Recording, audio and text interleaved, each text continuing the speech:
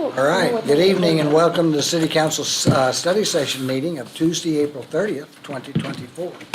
One item on the agenda, it's a presentation from Johnson and Associates on the Center City Urban Design Implementation Plan. Who do we have that's presenting that? Kind of You just guys. a quick introduction. Scott Sturts, Interim Director of Public Works. Thank you for the opportunity to come and talk about this. We've had this on the books for a while and we've kind of got everything starting to roll. It's our good kickoff meeting here. We're looking forward to meeting with our citizen committee as we move forward. But we asked Johnson Associates to come to kind of let you know where we're at today, where we're going, and kind of give you our schedule of where we think we're going to go. Of course, you know, with the money that was set aside in the Center City Form-Based Code TIF, there's now enough money there for us to start needing to look at how to start expending those funds to improve the entire area. And they're going to be helping us with that through the urban design and implementation plan, along with some design ideas and looking at are there other items that we can look at to incorporate to make it an even better area and even more economically viable and bring new people into that area. So with that, I'm going to turn it over to our team from Johnson Associates and let them handle their introductions and let you know where we're at. Thanks, Scott. Well, I'm Tim Johnson with Johnson Associates. It's good to see you all. We appreciate you coming tonight, and we certainly appreciate the opportunity to work on this. And we've been looking forward to this since November, I think. So we're excited to get going.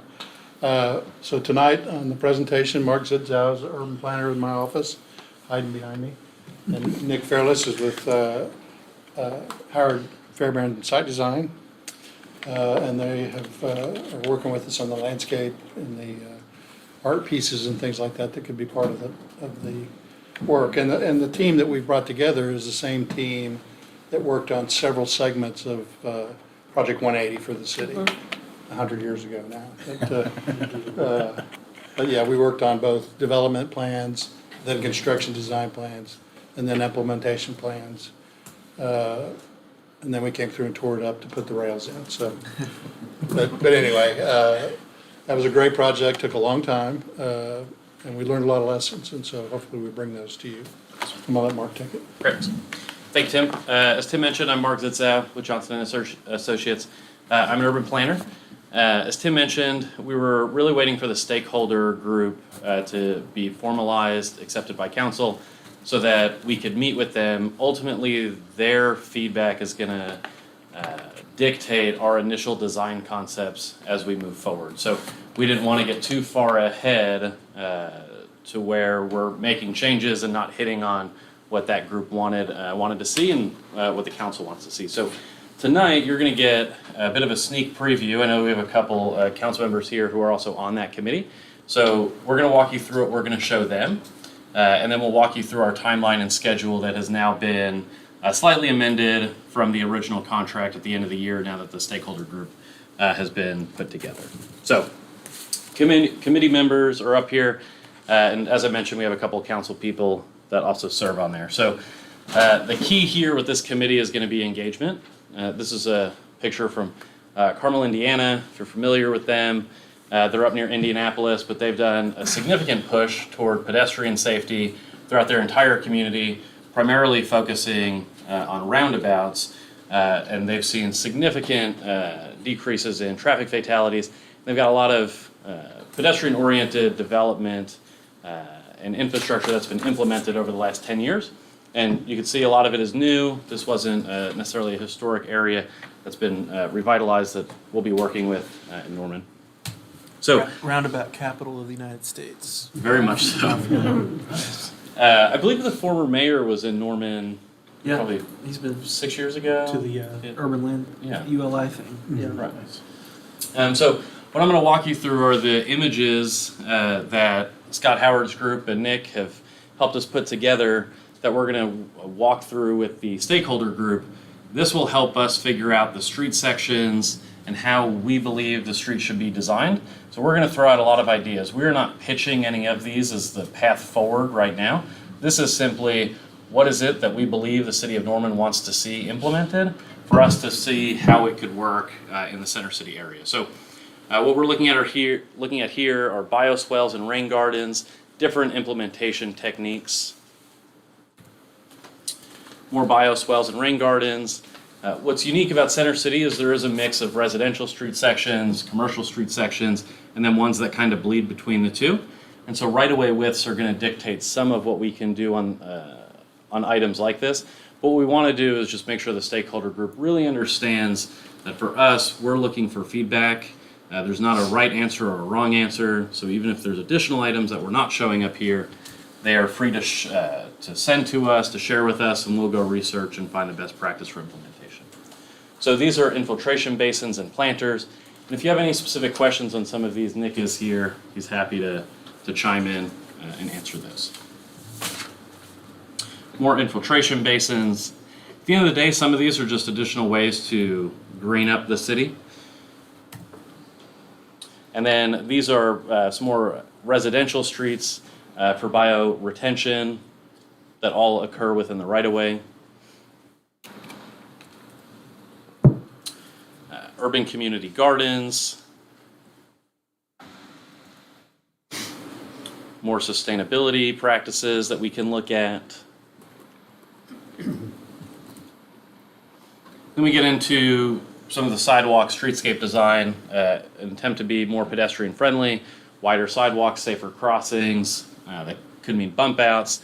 And bump outs on that bottom right photo, for those that may not be familiar, it says you approach the intersection and you have on-street parking, you move the curb out to shorten that pedestrian crossing, make it a shorter crossing distance for the pedestrian to not be located in the travel lanes. But on here, there are multiple techniques. There's different pavement materials, colors. Of course, there are bollards on some of those intersections. On the top right, those two photos on streets that might make sense, and this will come out during our conversations, is looking at getting bike lanes up and out of the street. And they could be shared pathways, but this is becoming much more popular. I think what we're seeing now through recent studies is putting sharrows on the pavement marker actually is proving to be more dangerous than not having them at all. And so really the only way to have a truly safe, protected bike lane is for it to be separated. And best practice right now is getting it up above the curb and out of the vehicular lane altogether, which makes the bicyclist happier, but it also makes the driver happier that there are less conflict points for them. So when you have the right of way, it's a great solution. So more streetscape sections, and you can see that bottom left photo is another way. If you can't put it up above the curb, there are still techniques that you can use to separate it in a safe way. If you've seen throughout really central Oklahoma that flex post has become popular. One of the biggest disadvantages of those is they take a beating very quickly, and then they become a maintenance issue, but also an aesthetic issue of what was a nice white pole is now beat up and falling apart. And so some of these pictures are showing those alternative ways to buffer bike lanes. And so there's curbs, there's a modified version of a flex post, but again, keeping it up and out of that vehicular lane is ideal. Go ahead. Before you can Yeah. go back one, what is that wavy thing? Is it a modified flex post or is that public art? That I don't know if Nick wants to address it. I think it could be taken as public art. I think it was more of a modified flex post as a divider. Okay. But there's no reason why something like that couldn't be public art if designed correctly. Correct, it's just kind of an artistic approach to a divider. Okay. I like it. Thank you. So more protected bike lanes, just more options throughout the country. And then the bulb outs, so those bump outs at the intersections. So you can see there are pavement treatments that we can do, but at the end of the day, shortening that pedestrian cross is key. And then elevated crosswalks. So where you have mid-block crossings or high traffic pedestrian areas, raising that intersection or that crosswalk would be best practice right now. They're really popping up all over the country. I was in Louisville not too long ago. They have them all over. It's essentially an elevated crosswalk where as the driver approaches, what we've seen the most common is you lower the curb down a few inches and you bring the street up a few inches. And so the car ramps up. And so it's less intrusive than a speed bump, But for the pedestrian, it's keeping them almost at that same elevation as they cross, alerting the driver that, hey, something is different here. I need to be a little bit more cautious. So you're talking a 2-inch elevation change or a 3-inch? It'd be 4 up and then 2 down. So the pedestrian doesn't really notice it, but the car will just notice a slight bump. So it calms the traffic, it gets them through, but it really is not so impactful that they're coming to a complete stop to go up and over a speed bump. And then what about ADA stuff? I mean, wheelchairs accidentally going off that side or something? It doesn't seem to happen. No, they're designed wide enough that it exceeds the minimum width for ADA. Thank you. And so this is the same raised crosswalks, just in the mid-block setting. So if there are areas that are identified throughout Center City that justify mid-block crossings, this would be a technique that we could look at. And then we get into some of those the fun pieces. This will come much later in the process after we have the design worked out. Norman, you all have excellent public art that also functions as bike lane or as bike racks. And so what we would do is look to standardize the non-special ones. So what is a typical trash can in this area going to look like? Where should they be placed? Where do bike racks need to be placed? And so we'll work with that committee to help pick those items, spec those items, and ultimately that'll get worked into a line item budget. And so there's a lot of different ways that this could be approached. And the right of way on each street is really going to dictate what can be placed. You'll notice on some of these, lanes were taken out, you have parklets that have been placed there. That allows a lot of that street furniture to get put in. More types of street furniture. And then we'll also look at speccing grates and fencing materials for planters. And so we'll work through all this. As Tim mentioned, our firms did Project 180. At the end of the day, the goal is to have a plan so you can see exactly what each block in Center City is supposed to look like and have those details. So you, at the end point, when you're ready to bid out those projects, you'll be able to hand each section to the consultant so they know up front what it is they're expected to do. And Tim can go into detail on Project 180. Even when you have this, there will still be field changes and we're not at 100% plans with this process. But when you look at Project 180, for the most part, there is consistency through downtown Oklahoma City with the streetscape. I don't know that we'll be contending with basements and an underground. I don't know if there's a secret underground over here. So in terms of schedule, we received that notice to proceed in November. We were really waiting for that stakeholder group to be formed and approved. And so now that we're there, we've moved into, we're in May, essentially. So we're going to work with staff. We're going to have that initial meeting with them. We're going to work through this. Rather than PowerPoint, we're going to have these as boards all up and around the room. We're going to give everybody stickers and treat it as a visual preference survey. So everyone will tell us exactly what they like. We'll then take all of that survey data and go back to figure out what people liked the most, what they didn't like. And same with this group, if you have strong feelings, pro or against anything that we've shown, we'll take that into consideration. That moves us. So we'll have a few of those meetings back and forth with them. For August, that's where our schematic design is going to get turned in to your staff. And then from there, we'll just kind of work through plan development. The goal through this process is that nobody is surprised with the streetscape design that is picked. So we'll be going back and forth with that stakeholder group, as well as this group. At any point, staff feels we need to come back for a pulse check. And we'll show you street sections, and we'll show you preliminary sections before we get too far along. Because really, we do not want to get to the end of the process and someone see anything and think we'd never support any sort of implementation like that. You know, we don't want anyone to be unhappy at the end of the day. We want everyone to be really excited and proud of the streetscapes that get put together through this process. So with that, we're happy to answer any questions, go back and revisit. Councilmember? Can you go back to the pictures? I had a question. The very beginning ones are like bioswales and kind of green infrastructure. Maybe the residential one. Sorry, you passed it. Maybe this is for Scott, maybe planning. So I know that we require our residents to mow up to and beyond the sidewalks, which is, into the right of way. So for things like this in residential areas, who would be responsible for maintaining bioswales and stormwater infrastructure and different things like that? And I think that's one of the magic questions to be answered. There was a test area down in the Trailwoods Edition, and some of those are still there, and other people ripped them out. So you've got to find that balance, and it's kind of like going back to the discussion about street trees. You got to have that agreement, that understanding of who's going to maintain that, whose responsibility will it be.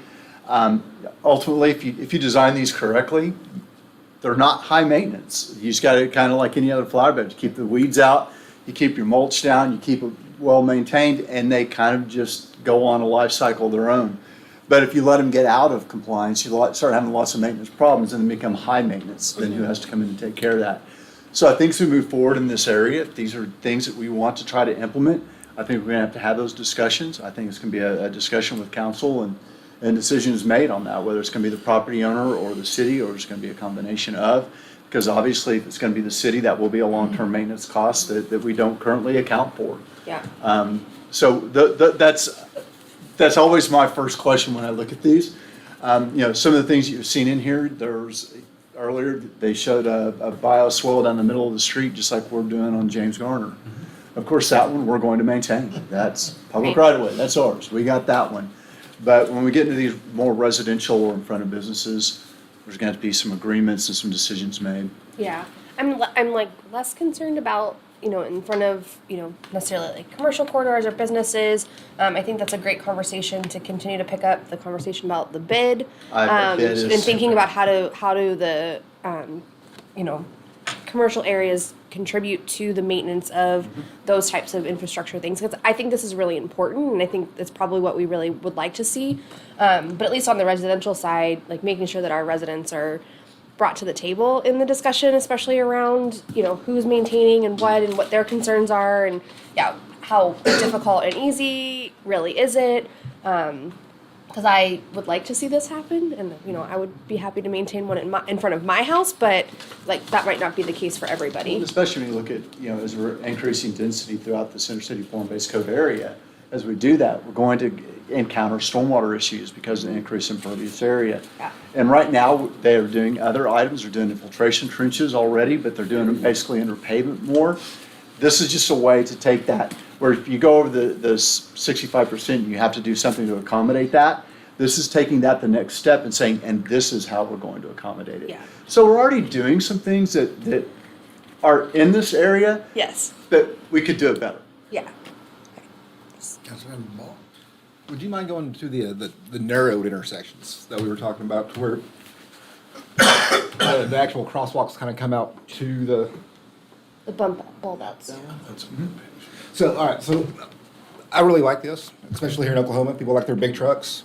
So if you're pedestrian trying to peek out to see if you can cross the street, but a lot of these I've noticed are parallel parking zones. Correct. So would that be a requirement of having this type of intersection? No, Or, because, we have mainly slanted parking, and, I know slanted parking, I think probably Matt can tell me a lot better how much more slanting parking and parallel parking take up compared to each other. But, I just want to keep that in mind, because Sure. we definitely don't want to lose our parking in No, center that's space, a great but point. Safety, Yep. The bump outs and the bulb outs work regardless of if it's back in angled parking, traditional angled parking, Yes. parallel, or even just 90-degree head-in. You can still bump out enough to narrow the travel lanes down to whatever our minimum is going to be, 20 or 22 feet. It's to prevent that really wide crossing to where you are Right. peaking around. Right, exactly. It also prevents a driver from cutting that corner. I like that too. And we've also done this, both the Main Street projects, where we did the bump outs. We're incorporating more of them on Gray Street in areas where we have the space and availability of that. We recognize that that's best practice, and we're already trying to incorporate that. But obviously, having it called out and shown how to do it on each corner is a great improvement. And you really have noticed a difference in parking spaces. You maybe lost one at each end, maybe. That's fair enough. Easy It's to- been really minimal, Worth it. and it's not enough to make it a decision-making factor in whether or not to do the bump outs. What we found is you typically don't lose any parking spaces because most cities still have a regulation where a car is not supposed to be within X number of feet, and so we try and keep it within that. It achieves everybody's goals. Councilman Grant? I'll just start with one that's at the top of my mind. Alleys, how do they factor into this? So we will be looking at those. We'll have similar pictures and examples to talk through of what those should look like and how those should operate. I know in the original Center City package, I think there were some concerns over the section of the alley. So we'll look at redesigning that. That could mean, and I apologize, I don't have the pictures, but that's, two concrete strips that go down with grass in between. That's where you drive on. We could look at a full paving width of, the 20 feet, but there's a lot of options there that we'll explore. Okay, and then crosswalks. I was going to say the manual and uniform traffic control devices for 2024 allows for some more colorful street opportunities, and I think that would be cool to see, and especially that bump out square. The opportunity for public art, and I don't really think the paint on those things are too bad as far as maintenance, and also could be combined with our Arts Council to find opportunities to fund that. Have y'all designed that, either on Project 180 or other things, found those opportunities? So at least in Oklahoma City, painted crosswalks are not permitted. They have not taken the stance that they're allowed. So what we would do is we're really setting the rails and the parameters around the project. So where applicable through our conversations, if it's determined that you want to explore more artistic crosswalks in certain areas and it's permitted, then what we'll do is we'll lay that out on our plans. And when you go to bid at that point, that designer can work with an artist to really define that. I was going to say part of the reason that USDOT and all the people that were kind of resistant decided to go ahead and start permitting it was statistically helping with reducing fatalities and accidents. So maybe a priority, if you want to place them, could be in areas where you expect conflict between traffic and pedestrians, maybe neighborhood, big intersections around some commercial and residential, since Center City has sort of the step plan, but there are places where those things abut. And then the other part about who will maintain the green spaces, bioswales, all that. I kind of wonder if Neighborhood Alliance could be a partner on this, since it's kind of a community thing. And also we have one of our building, and on our ad hoc committee, Keith McCabe, you have several properties there. Could you imagine some of your tenants that live in a building organizing once a month or, no? Okay. That's not the vibe of the residents, secret of truth. But I agree with you, I like it. And that would be something that we would look at As as the owner. maintaining ourselves as the owner. So But property not owners. expecting any of my tenants to, they Okay. can't pick up. Okay, I mean, it's a fair question. Love the So as honesty. the property owner, Ish. yeah, as the property owner, do you think the other property owners in the area tested will while be he's out as of the amenable country. to upkeeping their areas? Especially exactly what Scott was talking about, the fact that it allows us to compensate for I'm underwater. stormwater, You know what? I'm just things gonna like give you- that. That's a whole lot better looking than some black rain barrels Give you and my stuff that we've done, so. just with like No, 500 emails. and I today. think, when we've done some of the paving, water runoff, you have to maintain that annually so that water, when you do a paver, it'll still run off. If you don't maintain it, it won't run off. So I think that's just part of it. You just maintain it to maintain that absorption rate. Okay, and then also because I know you have some issues with alleys, what are your thoughts on green space mixed with paving or paving the whole thing? Because you're obviously, I assume it'll fall on you to kind of Well, maintain it it? depends upon who, obviously you're gonna have to mow the green space. And if that means you get twice as much concrete underneath the two single drive lanes for the trash trucks, that would be better. because that's where the damage comes from, is the trash trucks. And you can see every place where they pick up a can and lift it, and they basically shake.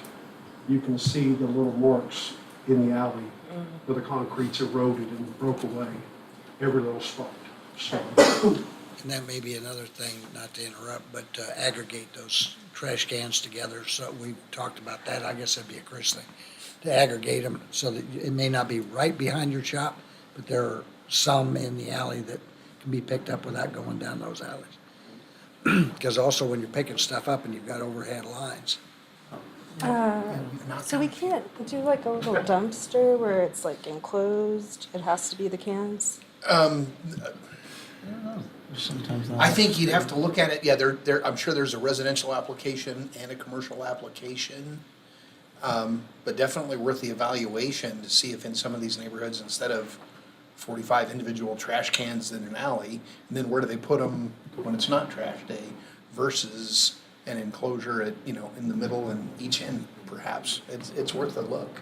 I think the problem is the large dumpster trucks, they're front-end loaders. They come in, they drive in straight on overhead. Residential, they pick them up from the side. So you don't need less clearance, obviously less maneuverability, and so it's not a bad idea, just something to think about. well, and the other thing that I see that would happen in here is your streetscapes would go away. That's on a 6-month basis anyway, pretty much automatically renewed. But it would be something that would change. As a former street sweeper operator, I hate bump outs. I will swear that to my grave. Get in that corner. Yeah, you gotta get out and you gotta sweep it. And so that's just the way it goes. But I think there's all kinds of ways of being able to work with the merchants that are down there and say, we're gonna come through on Monday and Friday or whatever the deal is. We'll keep that side out and be able to clean it up as best we can and be able to maintain it. Because the one thing that I see from what we did downtown is that the landscape watering systems and all the rest of this kind of degraded and we didn't maintain them correctly. And it got ugly. And then once it got ugly, it just didn't work.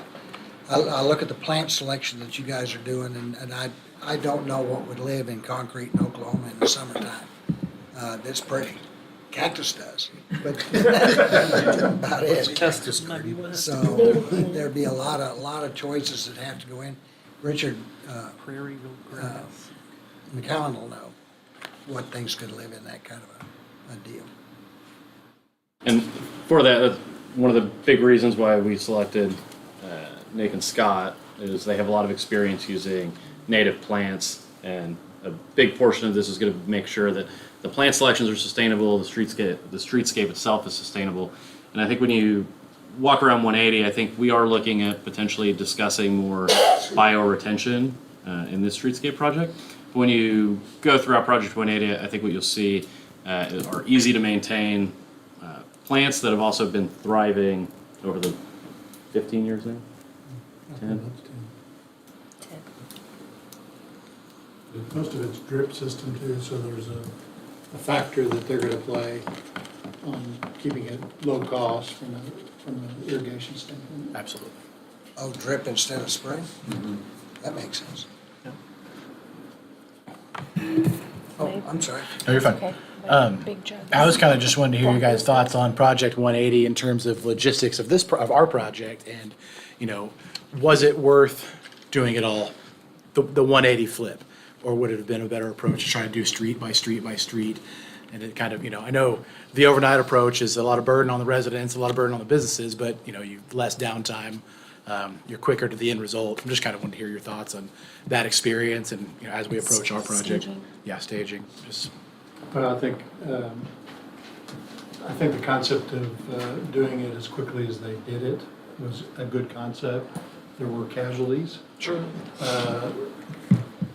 Probably the biggest factor was unknown gas lines, unknown water lines, Sure. things that have been there 100 years, nobody had a record of. And after we got through about the first year of construction, the team came up with a process. If we find a water line, we will replace it. There wasn't any debate, there wasn't any And so there was a solid methodology that came after that that stopped the delays. I know one of the streets, Sheridan, in fact, or Main Street, got delayed huge because of debate. There was a large water line there. But whether or not they were going to replace it, who was going to pay for it? Right, right. And so once we got through all that and the various departments came up and said, you're gonna have to pay for this, you're gonna have to take it out of, you know, your CIP package and plan for it next year, then that effectively resolved most of that. I assume the reason for wanting to replace the water lines because the ground is already opened up. It's already opened up. Might as well do It's it. under the pay. Okay, Yeah. makes sense. I appreciate that And insight. there's no place else to put it. Right, right. And unless Thank you. it's changed, when we did our initial infrastructure analysis several years back, the assumption has been complete replacement of all infrastructure through the area. Okay. So that would help with that And I issue. think that came from our experience there. We worked with the staff and said, this is what you should do. Right, right. Well, and I know that our Center City TIF is based in the same vein of infrastructure and, you know, fixing what needs to be fixed whenever we uncover it. So I think that, I know we probably don't have the money in our budget to do that kind of work, but I think it's a smart approach and worth looking at least, so. Yes, sir. Yeah, I followed the Project 180 pretty closely as it was a one-way to two-way conversion project, which hit home with me. For those that aren't familiar, like Daryl, all the streets in downtown OKC used to be one-way streets. And they'd be like 4 lanes wide going in one direction, and then you'd have to, it was easy to get lost in and downtown Tulsa is still the same way. So, and they didn't have any landscaping, there were no trees, sidewalks were 100 years old or 50 plus. So they went in, redid all of it, converted all the streets to two-way, put in bike lanes, narrowed the streets, made big sidewalks, you know, and that's now, you know, now where they're at. But so I did follow that pretty closely and was excited that that was one of the projects that you guys had worked on actually. So one of the things, the stormwater part, that's one of the main first questions we all ask or think about mostly when any new development in any part of Norman comes up really is how does this project manage stormwater? And especially in the center city area where it's already developed and it's flat and it's older and there's no detention or retention ponds anywhere and the stormwater channels in the area are not big enough or have been channelized and whatnot. So ways like this with bioswales and using right-of-way and the space between the sidewalk and the street to be able to manage stormwater for the entire area. Instead of having one giant detention pond somewhere in Center City, there's just a bunch of small ones at each intersection or something like that. So I really like the idea of that and it being used for that purpose to help mitigate and address stormwater runoff in Center City because the streets around there all still flood pretty heavily if it rains a lot. So being able to use those in a way that can help address the flooding, where that's where it's going and then it's filtering out from there, I think is important, a key component really. And then like Councilmember Grant said with the alleyways, differences between residential alleyways and then the few commercial alleyways that are in the center city area and different ways a commercial downtown alleyway might look or be used compared to a residential alleyway that just has apartments on it and things like that is something I think we really want to look at. And then the priority of the TIF funds, I think, is one of the main reasons we wanted to do this is we have TIF funds accumulating. We know there's a lot of needs in Center City when it comes to the condition of the alleyways, the condition of some of the streets, the sidewalks, landscaping that we want to do. But we're looking for a guide on what is the best use of those funds. What is it? Just, you know, on a block where there's a bunch of development happening, or is it best on a block where we're trying to get some development to happen, so we need to fix it up and then that tracks it? Or is it there's a problem that we need to fix that it doesn't involve attracting a development there? It's a problem that the Center City TIF can can fix. So that's part of the plan two, will be like an implementation priority as well. Correct. So at the end of the day, you'll have our plan set. It's going to show you where the streetscapes are going to go. That'll be accompanied with a cost estimate. Then we're going to have the details included. Here's a detail for your bioretention garden. That'll all be detailed out. And then there will be that phasing plan. And through that, that's going to be a lot of conversations, not just with the citizens group, but we're going to lean heavily on staff because they're going to know what projects have been done. And that's kind of in this due diligence period. And they'll have some of that background of, do we want to take down more corridor collector type streets before residential, and how we phase that out. But there will be a series of maps and exhibits that will support all that in one document. Okay, perfect. Yeah, that's pretty much it for me. I'm looking forward to getting back into it, the committee, and then seeing the finished product with this, and so we can. So we're seeing a lot of development in the area, and we've done some projects already, but you know, we really want to make the best use of the TIF funds that we've been accumulating, and really use them to get more of the development we need in that area to happen. So Absolutely. appreciate it. And I'll reiterate, we don't want anything to not be on the table. So if you come across anything, you see a cool picture of a streetscape somewhere, staff has our contact information, feel free to send it in. We'll include it, and we'll be sure to analyze it. And I've thrown out before, most cities don't want to go this route, but that includes gravel alleys. If you were on the ULI Yeah. Pierce City trip to Northwest Arkansas, that's what Fayetteville and Bentonville, that's what they've moved toward from a maintenance standpoint. Also, a lot of those developers from a cost standpoint. But yeah, it seems to be working up there, but any idea at this point, we're willing to put on the table, have the discussions, and take it through that somewhat public process to take it out or move it forward. So something like in the alleyways on either side of Main Street, there are power lines where there's a pole on each side, and it's like a H kind of thing. There's lots of wires all running. Would you be able to analyze what it would take to bury all of that, to remove all that? What would a I'll defer that to Tim. Well, I mean, it wouldn't be in We our would have control to work necessarily, but like just what would it'd be nice to know what something like that would cost to bury I think we could get a bury couple- power lines in the alleyways, because they're also, like the mayor said, those wires that are in the alleyways get caught by semi trucks and trash trucks and Fire trucks. people delivering stuff, and then the semi trailer snags a thing that's underhanging, and then it rips something out, and then some buildings without power. So, and some of them are just like they are crooked, they don't look very nice, they make it a little bit harder to get through the alley. So it would be nice if just like, what would it cost, and whether OG&E or whoever would ever do it, or if we could even afford to do it. But that being a component of Yeah, I the think area there's that we'd some- like to change. the way we can work that, because OG&E's pricing for that is a day-by-day basis. We have to sign up, we have to list a project, and we have to give them instructions before they'll even put a pencil to it. Okay. And then their estimate is really broad until they engineer it. And so we could probably get some thumbnails and maybe pick Yeah, a block, yeah, just so you get an idea. yeah, that'd be great. And the good news with that is OG&E will, upon new development coming in, discount that.